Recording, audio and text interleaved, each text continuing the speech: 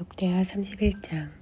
유월절을 지킨 뒤에 이스라엘 사람들은 모두 유다 성읍으로 가서 남금 모양의 석상들을 산산히 부수고 그들이 신성하게 여기는 아세라 목상들을 베어내고 지역의 음란한 종교 산당과 지역 신상들을 허물었다.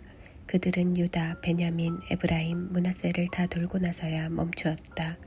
그들은 모두 집으로 돌아가서 일상생활에 복귀했다.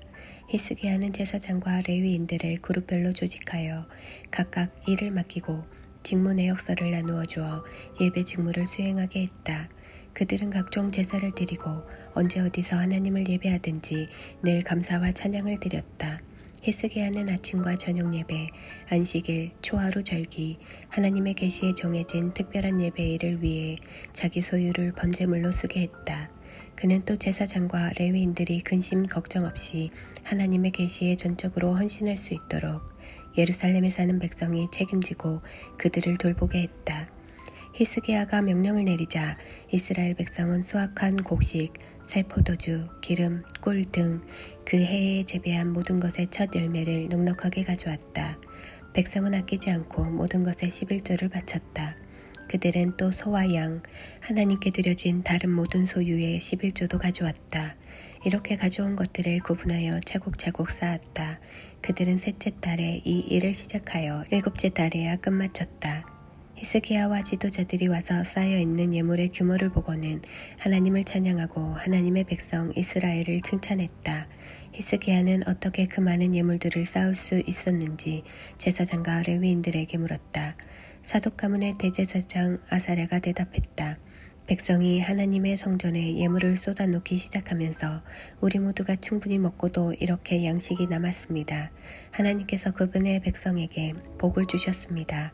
그 증거를 보십시오. 히스기야는 하나님의 성전에 창고를 짓도록 명령했다.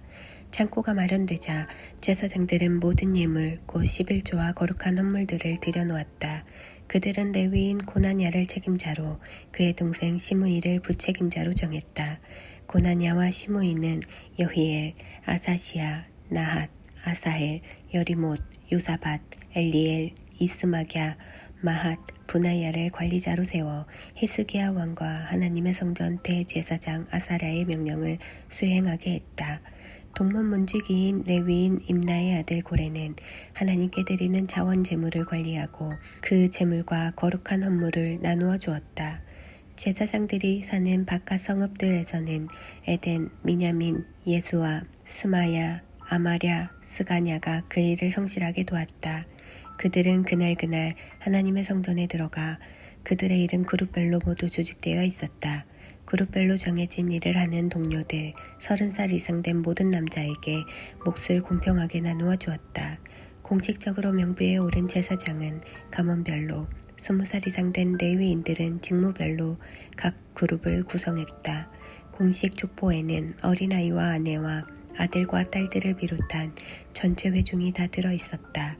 그들은 열과 성을 다해 예배를 섬기며 예물을 바쳤다. 모두가 참여하는 전적인 헌신이었다. 제사장 성읍들에 딸린 목초지에 사는 아론의 자손 제사장들은 평판이 좋은 사람들을 세워 모든 제사장, 레위인의 공식 족보에 오른 모든 사람에게 정기적으로 먹을 몫을 나누어 주게 했다. 히스기야는 이 일을 유다 전역에서 지속적으로 시행했다. 그는 단연 최고의 왕이었다. 그는 하나님 앞에서 선하고 의로우며 진실했다. 하나님의 성전에서 예배를 드리는 일이든 하나님의 율법과 계명을 지키는 일이든 그 모든 일을 기도하고 예배하는 마음으로 행했다.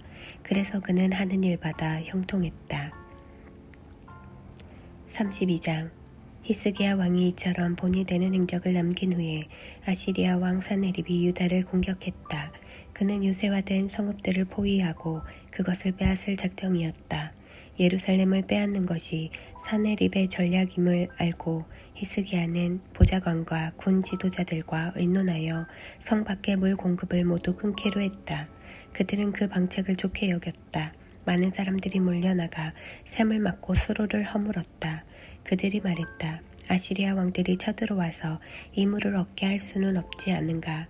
히스기야는 또 성벽의 파손된 부분을 모두 보수하고 그 위에 방어망대를 쌓고 외곽으로 방벽을 쌓았다. 그리고 옛 다윗성의 방어시설 밀로를 보강했다. 그는 창과 방패 등 병기도 많이 만들었다.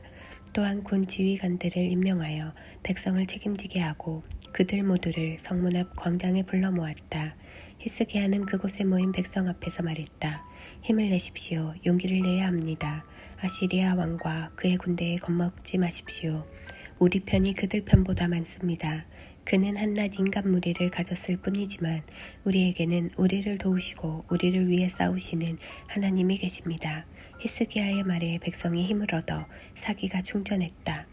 몇 킬로미터 떨어진 라기스에 진치고 있던 산헤립이 예루살렘으로 전령들을 보내어 히스기야 왕과 유다 백성에게 이렇게 말했다. 아시리아 왕 산헤립이 선포한다. 너희 어리석은 백성아, 너희가 요새라고 부르는 이 예루살렘 안에서 안전할 것 같으냐? 너희는 도간에 든 쥐다. 히스기야가 너희를 구해줄 것 같으냐? 어리석게 굴지 마라. 히스기야는 그동안 너희에게 거짓말만 늘어놓았다. 하나님께서 우리를 아시리아 왕의 손에서 구원하실 것이다 라는 말은 거짓이다. 너희는 결국 모두 죽고 말 것이다. 지역의 산당들을 모두 없애고 참된 예배 처소는 한 곳뿐이다 라고 한 자가 히스기야 아니더냐. 나와 내 조상들이 이 주변 모든 나라에게 어떻게 했는지 너희는 알지 못하느냐. 내게 맞설 만큼 강력한 신이 어디 하나라도 있었더냐. 나와 내 조상들이 파괴한 모든 나라 중에 내게 맞서 손가락 하나라도 까딱했던 신의 이름을 너희가 하나라도 댈 수 있느냐.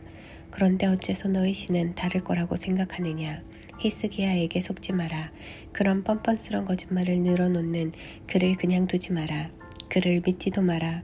지금까지 어느 땅 어느 나라의 신도 나와 내 조상들에 맞서는데 조금도 도움이 되지 못했다. 하물며 너희 신이 이길 확률은 얼마나 되겠느냐. 산헤립의 부하들은 거리낌 없이 자신의 생각을 쏟아놓으며 하나님과 그분의 종 히스기야를 비방했다. 또한 산헤립은 편지를 보내 이스라엘의 하나님을 모욕했다. 어느 나라의 신들도 제 백성을 돕지 못했다. 그들은 무기력했다. 히스기야의 신이라고 해서 나을 것이 없다. 오히려 더 못할 것이다. 산헤립의 부하들은 예루살렘 성벽까지 와서 성벽 위에 서 있는 백성에게 히브리 말로 소리쳤다. 그들에게 겁을 주어 사기를 잃고 항복하게 만들려고 한 것이다. 그들은 인간이 만든 다른 민족의 신들에게 하듯이 예루살렘의 하나님을 업신여겼다. 이에 대해 히스기야 왕은 아모스의 아들 예언자 이사야와 함께 기도하며 하늘을 향해 부르짖었다. 하나님께서 응답으로 천사를 보내셔서 아시리아 진의 모든 용사와 지휘관들을 다 쓸어버리셨다. 망신을 당한 산헤립은 기가 죽어서 고국으로 돌아갈 수밖에 없었다.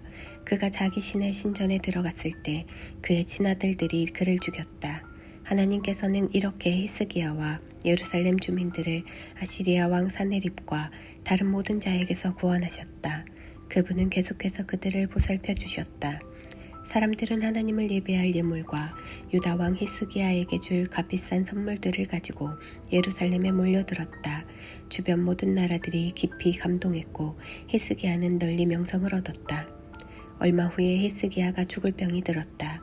그는 하나님께 기도했고 확실한 표징을 받았다. 그러나 히스기야는 그 표징에 감사할 줄 모르고 교만해졌다. 그것이 하나님을 진노케 하여 유다와 예루살렘에 하나님의 진노가 가득 찼다. 그러나 히스기야가 자신의 교만을 회개하고 예루살렘도 그와 함께 했으므로 히스기야가 살아있는 동안에는 하나님께서 진노를 거두셨다. 히스기야는 큰 부귀영화를 누렸다. 그는 모든 금과 은과 보석과 향료와 방패와 귀중품을 보관할 장소와 곡식과 새 포도주와 올리브 기름을 저장해 둘 곡간, 여러 품종의 소들을 둘 외양간, 양떼를 둘 우리를 지었다. 그는 자신을 위해 성읍들을 짓고 양떼와 소떼 보유량도 크게 늘렸다. 하나님은 그를 큰 부자가 되게 해주셨다. 기온 샘 위쪽 물줄기의 방향을 틀어서 다윗성 서쪽으로 돌린 것도 히스기야였다. 그가 손대는 일마다 다 잘 되었다. 그러나 바빌론 통치자들이 그 전에 있었던 하나님의 기적에 대해 알아보려고 사절단을 보냈을 때 하나님은 히스기야가 어떻게 하는지 보려고 그를 내버려 두셨다. 그의 마음을 시험하고자 하신 것이다. 히스기야의 나머지 역사와 충성된 생애는 유다와 이스라엘 왕 연대기에 나오는 아모스의 아들 예언자 이사야의 묵시록에 기록되어 있다. 히스기야가 죽자 사람들은 그를 다윗왕 묘지의 위쪽에 묻었다. 유다와 예루살렘의 모든 사람이 장례식에 참석한 가운데 그는 아주 영예롭게 장사되었다. 그의 아들 므낫세가 뒤를 이어 왕이 되었다.